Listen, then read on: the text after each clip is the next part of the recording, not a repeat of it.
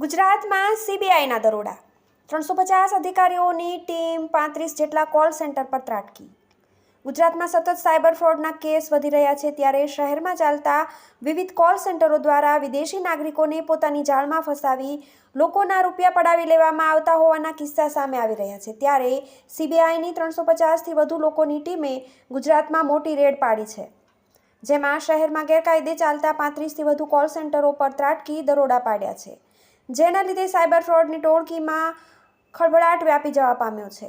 જોકે આ રેડના શું પરિણામ આવ્યા તેની હજુ જાણકારી સામે આવી નથી. અમદાવાદમાં કેમ પાડ્યા દરોડા? છેલ્લા ઘણા સમયથી સીબીઆઈ દ્વારા સાયબર ફ્રોડના કેસ અને તેને લગતા કોલ સેન્ટરો પર કાર્યવાહી કરવામાં આવી રહી છે. આ દરમિયાન સીબીઆઈ વિશાખાપટ્ટનમ, કોલકાતા, હૈદરાબાદ જેવા શહેરોમાં દરોડા પાડી ચૂકી હતી, જ્યાંથી અમદાવાદ સાથેની લિંક મળતા 350 જેટલા સીબીઆઈના અધિકારીઓની ટીમે ગેરકાયદે રીતે ચાલતા કોલ સેન્ટરો પર તવાઈ બોલાવી હતી. અમેરિકા કોલ કરીને લોકો પાસેથી ડોલર પડાવતા. ઉલ્લેખનીય છે કે એવા અનેક ગેરકાયદે કોલ સેન્ટર અમદાવાદમાં સંચાલિત છે, જ્યાંથી અમેરિકા જેવા દેશોમાં કોલ કરીને લોન અથવા ક્રેડિટ કાર્ડના નામે લોકોને ડરાવી ધમકાવીને કે ફસાવીને ઉઘરાણી કરવામાં આવે છે. તેમને લોન ઓફર કરીને તેમની પાસેથી પૈસા ઉઘરાવી લેવાતા હતા, જેની ઘણી ફરિયાદો મળી હતી. ડોલરમાં આવક મેળવનારા આવા કોલ સેન્ટર માલિકોની તંત્ર કે પોલીસ સાથે સાંઠગાંઠ હોય તેવું પણ બની શકે છે.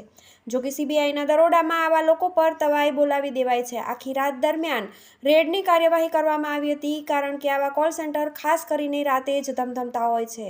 TV18 news